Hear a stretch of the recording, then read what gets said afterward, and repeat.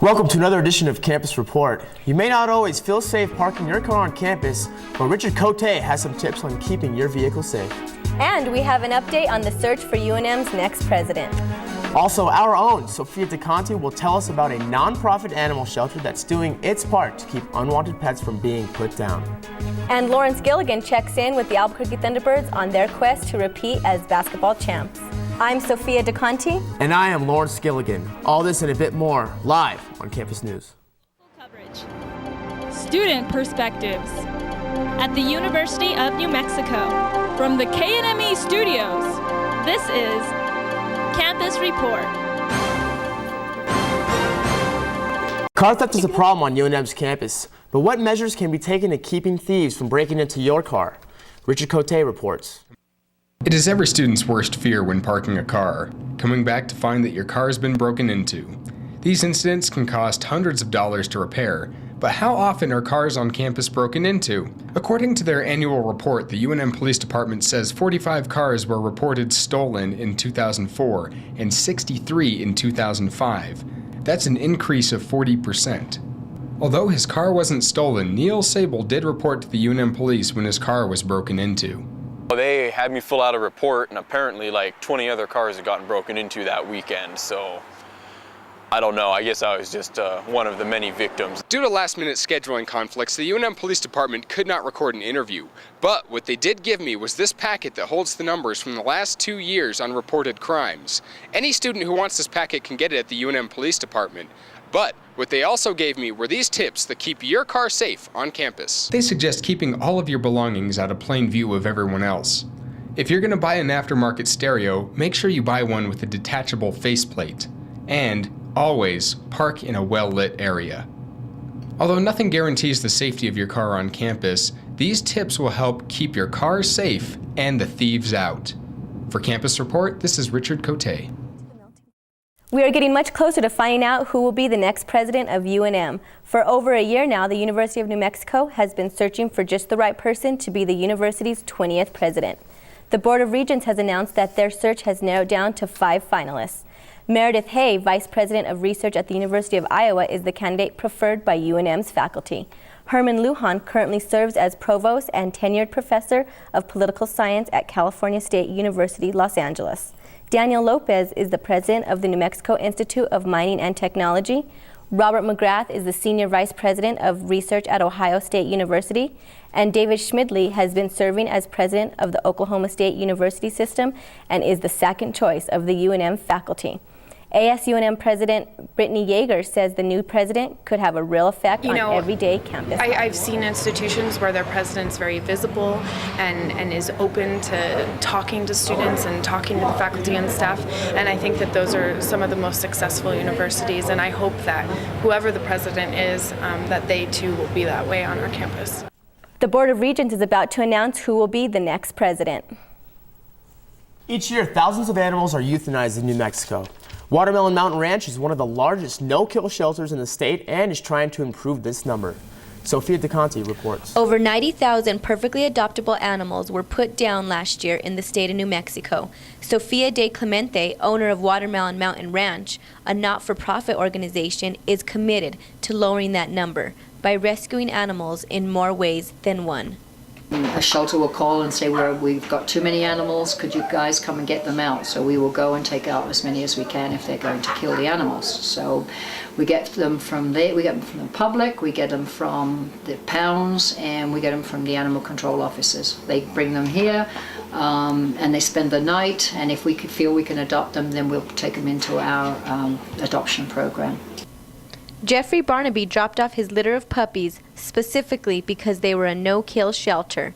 He also says the process was simple. First, I gave him a call to schedule up a time to bring the puppies, make sure they had room. He did have me fill out some paperwork. I'm not quite exactly sure what. It was just basically signing over the puppies, the ownership to them. Last year alone, the ranch adopted out 3,900 animals. Since Watermellon Mountain Ranch is a non-profit organization, small fees are required for both adoptions and surrenders. DeClemente says these small fees are important in lowering the unwanted pet population. Most of the animals that come out here are not fixed, so we have to sterilize them. They don't have shots, so we have to odering the males, spaying the females. They have to have rabies and the appropriate shots, and then we implant a microchip in their back so they don't get lost. The shelter is currently under construction to be able to house more animals in new state-of-the-art facilities. DeClemente says these facilities will offer the animals a more loving stay compared to a city-operated shelter. 6 canine cottages will house 45 to 65 dogs, separated in groups of 5 or 6. They will also have access outdoors in an area surrounding the cottage. 3 catnips will house up to 70 cats. Go to the pound, they are in concrete, or they're on concrete, and they're in little cages. They don't get exercised, and they become antisocial very, very quickly, and they end up getting put down. So we feel if we built a home environment, they've got dog doors, we teach them to go in and out of the dog doors. They're much more adoptable if they've been socialized. Watermellon Mountain Ranch is committed to giving pets a second chance. This is Sophia DeConti reporting. Lobo men's basketball player Ryan Kersten recently sat down with Andy Burhenny to share his thoughts on the current season. First of all, Ryan, I just wanted to thank you for joining us. Not a problem. So, could you tell me a little bit about the season so far? Yeah, it's been sort of an up and down season for us this season.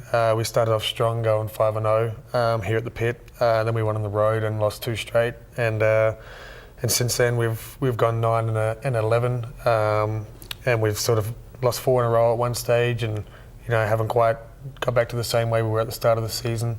But hopefully we're looking forward to going into the last few games of the second half of conference, getting a bit of a streak going, getting a few wins, and hopefully taking out the Mountain West tournament.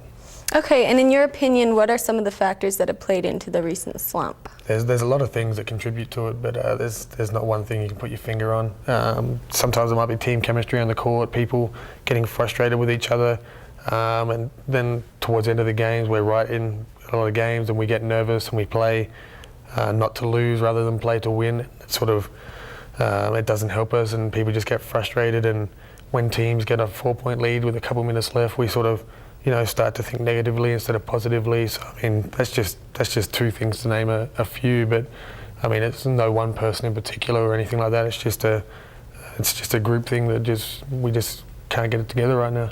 Okay, and how has it been this season playing for Coach McKay?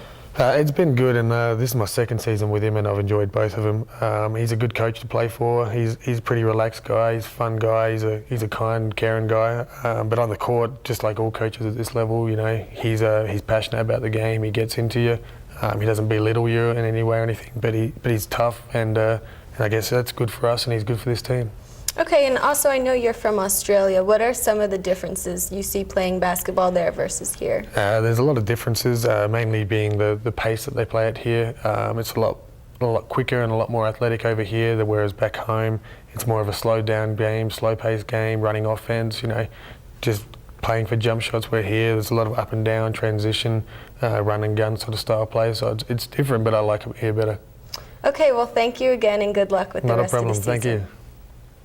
The Albuquerque Thunderbirds are close to halfway point in their second season in the NBA Development League and are defending champs. Lawrence Gilligan takes a look into the Thunderbirds season.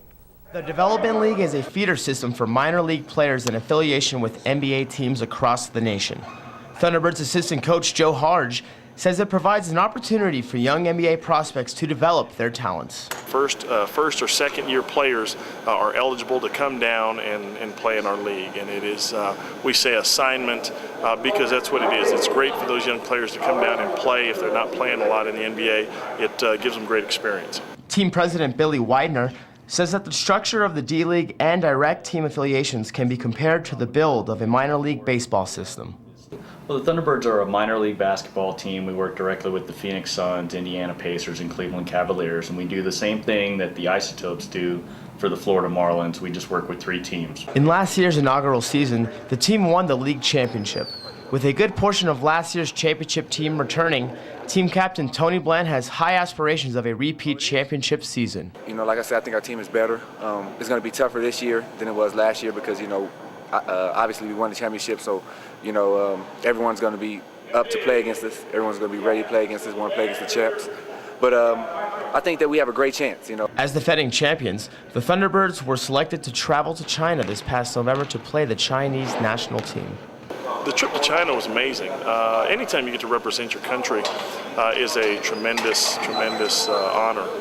And to go over there and represent the D-League as the D-League champions and play against the Chinese national team was amazing. The trip was an honor not only to coaches, but players as well. It was a great opportunity. You know, we got to meet a bunch of high-powered people. We got to play against a national team, and one of my guys, Lou Wei, he was a starting point guard on the other team, so I got to see him again, and it was just an all-around good trip. As for the Thunderbirds' chances to repeat this year, Coach Harge says things are looking good. Well, we're going to repeat. We're good. The Thunderbirds continue their quest for a repeat championship this Thursday and Friday at Tingley Coliseum. Game times are set for 7 p.m. on both nights, so head out and support your Albuquerque Thunderbirds. This is Lawrence Gilligan reporting. That's it for this edition. Join us next time for the hard-hitting news you can't get enough of. For Sophia DeConti, I am Lawrence Gilligan. Schaef's Anatomy is up next.